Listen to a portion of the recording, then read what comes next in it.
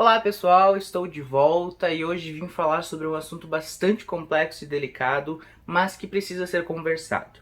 A gente vai falar sobre diagnóstico. Bora lá!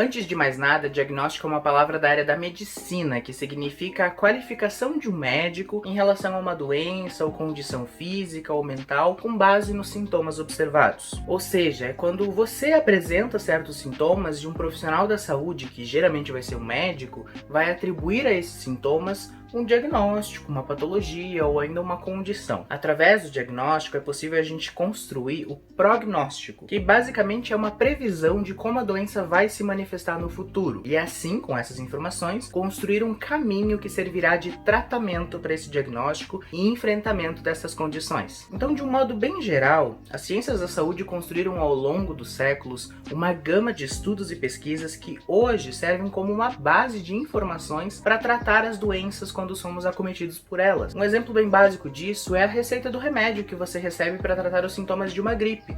Não é do nada que o médico sabe que os seus sintomas, que nesse caso são febre, dores de cabeça, constipação, são de uma gripe. E também não é do nada que ele sabe qual é a melhor forma de você tratar esses sintomas, que pode ser por medicamento, repouso, beber água, entre outras coisas. Para cada diagnóstico, existe uma gama de estudos que nos indicam os possíveis caminhos a serem seguidos no tratamento. E esses estudos são atualizados constantemente. É função ética, inclusive, do profissional da saúde estar ciente do avanço nos tratamentos. Agora, quando se trata de saúde mental, o diagnóstico é um pouco mais complexo, ao meu ver. Muitas vezes, os sintomas de uma depressão, uma ansiedade, um transtorno bipolar, eles não se manifestam de uma forma física. Isso é, muitas vezes, nós mesmos não sabemos dizer ao médico aonde está doendo. Por isso que, para esses diagnósticos, é necessário alguns cuidados por parte dos profissionais, principalmente pelo fato de que temas como transtornos mentais ainda são vistos na sociedade com muito temor e tabu. Você já deve ter ouvido alguém falar que câncer é uma sentença de morte, por exemplo. Da mesma forma que você deve ter ouvido pessoas que passaram por um tratamento de câncer falarem sobre como, mediante o diagnóstico,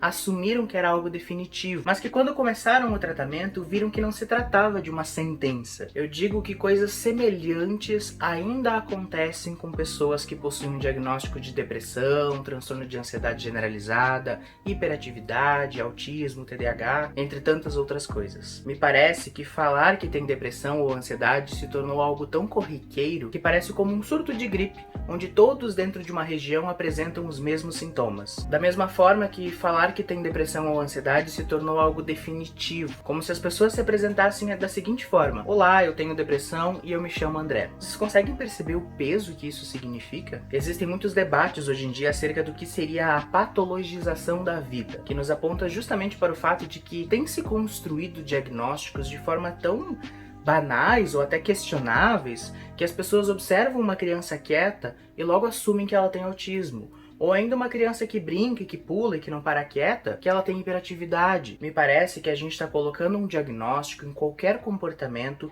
que aos nossos olhos pareçam anormais, sem considerar que um diagnóstico de transtorno mental precisa considerar minimamente o histórico, contexto de vida, manifestação dos sintomas, tempo que eles vêm se manifestando, a forma como a pessoa se vê, se percebe, se entende, entre outras milhões de coisas. Bem como me parece que as pessoas esqueceram que a função de um diagnóstico é nos indicar os possíveis tratamentos necessários para enfrentar aquilo, e não um sobrenome novo, como se a partir daquele momento a gente tivesse casado com aquele diagnóstico em uma época onde divórcio não era permitido. Todo tratamento de saúde, ele precisa ver em seu prognóstico o encerramento do tratamento, pois se o prognóstico fica mudando ou permanece estático, significa que o tratamento precisa ser alterado, pois ele não está gerando efeitos. E aqui eu trago uma outra questão que tem me intrigado bastante a cada dia mais, que é a medicalização da vida. Outro debate assim grandíssimo dentro da saúde mental. Não é nem um pouco incomum nós vermos pessoas tomando antidepressivos ao longo de mais de uma década. E também não é incomum vermos essas mesmas pessoas nunca terem realizado um tratamento psicológico ou minimamente multiprofissional. Sendo que o tratamento indicado para uma pessoa com um diagnóstico de depressão deve ser,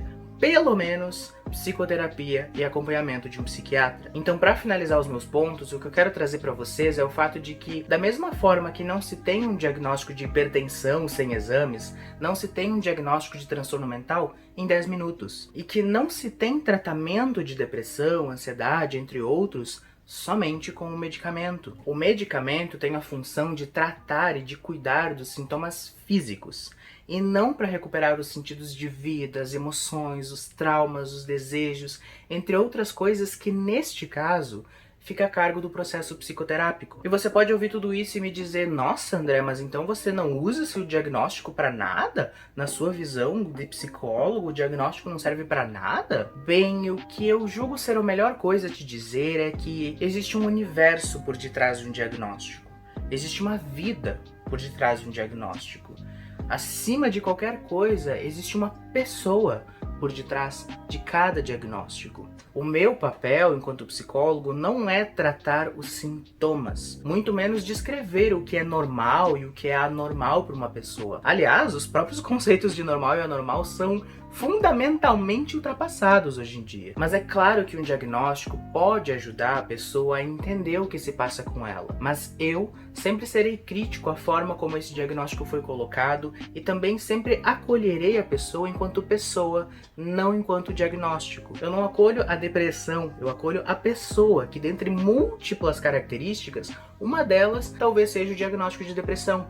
Consegue entender? Então, para resumir tudo que eu falei até agora, sou crítico à forma como as pessoas têm recebido os diagnósticos em saúde mental. Sou crítico à forma como as pessoas têm repassado a informação acerca do tratamento de saúde mental, ignorando a parte emocional e apenas medicando. E também sou crítico à forma como, enquanto sociedade, nós estamos produzindo sintomas nas pessoas e diagnosticando elas, usando conceitos antigos de normal e anormal para dizer se uma pessoa é ou não é uma pessoa de valor. Não é o fato de não compreendermos um comportamento que o torna um sintoma, certo? Esse assunto é completamente longo e gera muitos debates. O que eu tentei trazer aqui é algumas críticas que eu tenho mediante a forma como as pessoas têm se relacionado com a ideia de diagnóstico em saúde mental. Acho importante destacar que as minhas críticas estão relacionadas a diagnósticos em saúde mental. Eu não estou dizendo aqui que você não deva se consultar ou ir atrás de informações médicas que possam te ajudar e te orientar no que tange a sua saúde como um todo.